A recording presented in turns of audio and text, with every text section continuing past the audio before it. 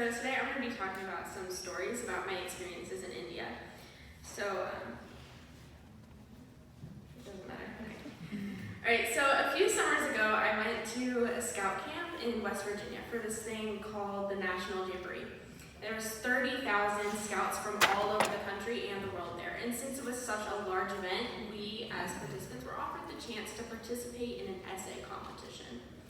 And the prize for winning was a once-in-a-lifetime opportunity to travel to India to meet a man who was walking across the entire planet on foot.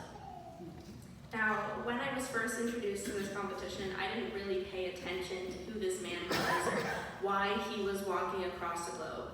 All I really knew was that I wanted to go to India. So this essay, it required the writer to go on a walk and to think. So to be mindful and to practice what is called slow journalism. And slow journalism is basically exactly what it sounds like. So you slow down, you observe, think, and then you write stuff down. So in the modern day world, there are thousands of things that help us go fast, like the internet and cars. And slow journalism asks you to observe the world slowly and meaningfully instead of 70 miles per hour and scrolling. So, putting some slow journalism to practice, I took a 10-minute walk and wrote down 500 words in 2 hours and entered the competition. After several months, I was asked to interview twice, and then I was told that I won the competition to meet a man who I had never really heard of. So, who is this guy? What kind of person just decides to walk across the planet? Well, his name is Paul Salopek, and he's a Pulitzer Prize-winning journalist and National Geographic fellow. Around a decade ago, he got this idea: follow the path of human migration around the globe on foot. 7 years ago, he started in Ethiopia, and so far he's traveled up through the Middle East, across the Himalayas, and down through most of India. Next, he will travel through China, eventually hitting the Bering Strait, where he will take a boat to Alaska, and then travel south along the coast until he reaches the very tip of South America. What he's trying to do is get a global picture of human migration by talking to the people who currently live on the path. So he's slowly building a deep understanding of global stories such as climate change, technological innovation, migration, and cultural survival by experiencing places and people that often go overlooked. For example, if you're driving in a car past a farm, chances are you will not stop to ask that farmer what their experience with climate change is or how their family came to be farmers. But Paul is talking to those people to get those opinions, to gain an understanding of diverse global issues in a way that is impossible to do without slowing down the way that Paul has. Instead of just getting little bits of information or snapshots of the larger picture, Paul is delving into complications in the story and making hidden connections that make the picture even more beautiful. Paul's 21,000-mile journey was supposed to take a total of 7 years. He's been walking for nearly that time, and he's not even halfway finished yet. He is using slow journalism to create this beautiful, detailed, giant painting, but it's taking a lot of time and sacrifice. Paul estimates that the entire trip will take another 10 years if he decides to complete it. Today, I'm also going to be talking about some of my experiences visiting India a few years ago. And for me, for most of my life, India had been photographs and stories, snapshots really. I didn't have much of a deep experiential connection. My father had moved to the United States in his early 20s from India, met my mother about a decade later, and they had 3 children. Although my father would return to India every 4 or 5 years, bringing 3 children was too expensive and likely too exhausting of an idea.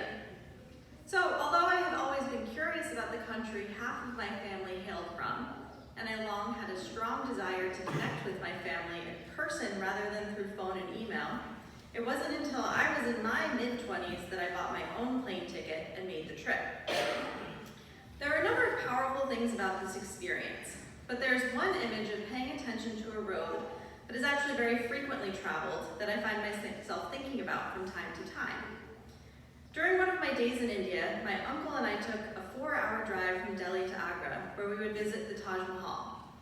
I knew that India was one of the most diverse countries in the world, but it was this drive that brought the beauty of this reality to life. Along this major road, thousands of people were traveling together. Walking along the road, I could see women and men of all ages. From their clothing, there were people I could assume were Sikhs, Muslim, and Hindu. There were likely Jains and Christians and people who practiced other faiths as well. There were people dressed in traditional Indian clothing and traditional Western clothing. There were people on bicycles, expensive-looking cars, taxis, people in auto rickshaws and human-powered rickshaws. There's obvious poverty and obvious wealth. There were lots of people on scooters. Oftentimes, one scooter held 2 or 3 people, and sometimes a scooter had a whole family, including a mother nursing a baby on the back. And there were cows, water buffalo, dogs and cats, and some monkeys wandering the path as well. In addition to being an incredibly diverse country, India is known for being among the most spiritually developed countries in the world. To me, this is no coincidence. Living in a place where you are constantly aware of the myriad ways of being in the world and understanding the world must remind a person that there is so much more to ponder, so much more to appreciate, and so much more to love than one individual consciousness can ever comprehend. Of course, all of these thoughts emerge from simply sitting in the back seat of a car on this road. I can only imagine what it would have been like to actually have conversations with the people I was watching.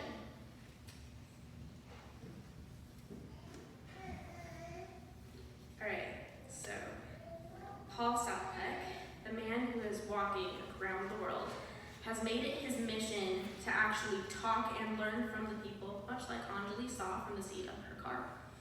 He walks with a translator and native to the country he's currently in so that he can most effectively get as much information as possible from everyone he crosses paths with. While I was with Paul, I was able to encounter some of these people and get a better understanding of the world and myself through my interactions with them. So, in the middle of seemingly nowhere, India, I was an oddity. Paul walks through places that most Americans never set foot in, and in the small rural town I stayed, they hadn't seen a person with skin as light as mine in over 70 years. I was a super minority. In one town that we passed through, Paul was looking at a camel for his future trips to the deserts of India. It seems like the entire town came with, crowding around us as Paul looked at the camel. But they weren't there to see the camel, they were there to see us. Despite us being so strange, the people in these towns welcomed us with bright smiles and open arms. They demonstrated a kind of compassion and selflessness that I have never before witnessed in my life. On my trip from Delhi to northern India, I lost my luggage in airport security. So I didn't have any of my hiking supplies, including my sleeping bag. One of the families in town found out that my sleeping bag was gone, so they gave me one of their blankets to protect me from the night cold and the morning dust. The next day, that same family invited our entire party into their home. Their 10-year-old daughter, Tajasvi, proudly gave us a tour, taking special care to describe everyone in the family photos on the walls and showing us the family shrine. They gave us a drink to protect us from the sun and prepared a massive meal for us, making sure all of us were full before they had anything themselves. Later, we went to see a traditional Muslim home being renovated by the family that lived there. An 18-year-old girl named Sonia, who had taught herself English, greeted us in 4-inch heels, the nicest shoes that she owned, save for special occasions. Her grandmother hugged us and handed out Coke in brand new glasses. The price stickers were still on them. Sonia gave us a tour of her home, explaining every few minutes that she was so excited that we could understand her and that she could understand us. As I sat on her bed, she told me of her dream to go to America for school. Then she touched her finger to my skin, looked me in the eyes, and asked me in all seriousness why I was the color that I am. Wow. As I explained to her that that was just the way that I was born, I realized how different we were to these people. We were strange to every person we came across, but they treated us with extreme selflessness as they brought us into their homes and gave us their food and their drink and the blankets from their bed. It is hard for me to imagine a place in America where anyone, stranger or not, would be treated with this kind of outright love and compassion. This generosity I saw from the people in India was not limited just to them. As I mentioned earlier, my hiking equipment was in my luggage in an airport. So, along with my sleeping bag, I was missing my boots and my socks. After around 6 miles of hiking, with about 3 miles left to go, my worn-out tennis shoes were full of sand, and I was getting a blister. Paul noticed that I was uncomfortable and asked me if I would like another pair of socks to stop my blister. I said of course, and I sat down to drain the dust from my shoes and put on the extra pair of socks. What I was expecting was for Paul to pull a pair of socks from his bag and give them to me. What I was not expecting was for him to sit down next to me, pull off his own shoes, and hand me the sweaty socks from off his own feet.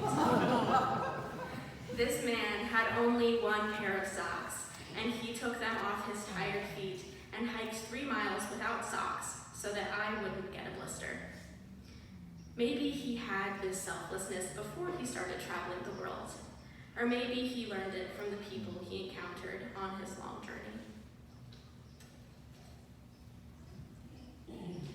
Like Miciah, I also encountered powerful generosity during my time visiting my family. For me as well, these experiences stretched my ideas about what generosity and ownership can and do mean. At one point during my trip, my cousin mentioned that the apartment my family lived in, where I was staying, was mine too. Imagine many of us have encountered words like this, hearing someone say, "Consider my house your house," or something along the lines of, "Your family and you belong in this home." These can be really powerful and moving things to hear that strengthen the bonds we feel with other people. For me, the way in which my cousin expressed that the apartment she, my uncle, and grandmother lived in and cared for was mine too was different. It wasn't merely welcoming and generosity reflected in her words. On the contrary, I sensed a shred of annoyance that this wasn't obvious to me.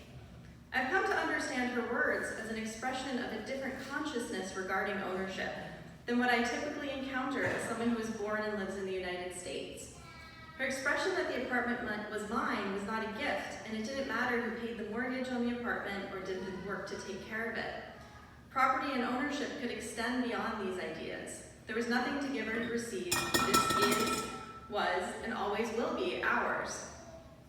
I've experienced and felt tremendous gratitude and inspiration upon encountering radical hospitality at various points in my life. And yet, in these encounters of hospitality, there's someone providing the service, someone who is being generous to another person out of recognition of need or kindness. This is a beautiful experience and one I hope to practice whenever I can. But I think something more radical and even more beautiful happens when we throw out the idea that a home is something one person or group owns and something to give away.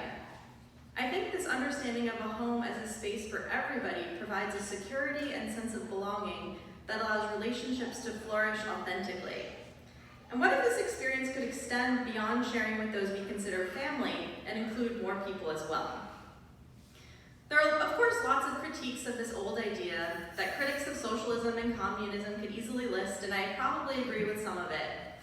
And yet, hearing my cousin express this consciousness of equal entitlement remains an idea I wish we could do a better job of harnessing in the West. It's not lost on either of us that we're talking about human migration, diversity, and generosity at a time when the country of our citizenship is ruthlessly denying human rights to people seeking to migrate across a human-made border.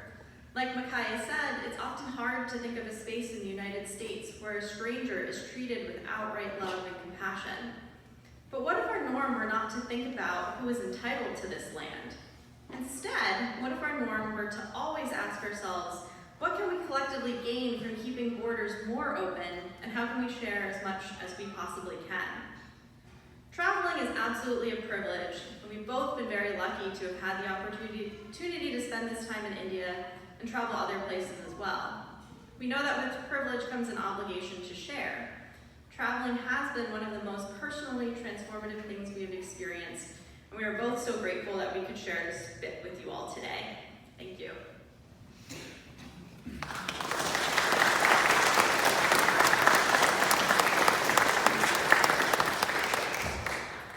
You guys went a very long way for those experiences, and for you it was like a whole new world with you had no conceptual roadmap before you left. And with you had the family story and you had the family connection. And what I want to tell you is that sometimes in your in life you'll have the opportunity to go the great distance and to have that experience. And sometimes you'll have the chance to go to Maysville, Kentucky, or to, I don't know, just up the street to Northside, to sit at a table with your family, or just over the 4th of July holiday, I was with my mother and her new husband and his son and his wife. It's very strange to be pushing 50 and have a stepdad.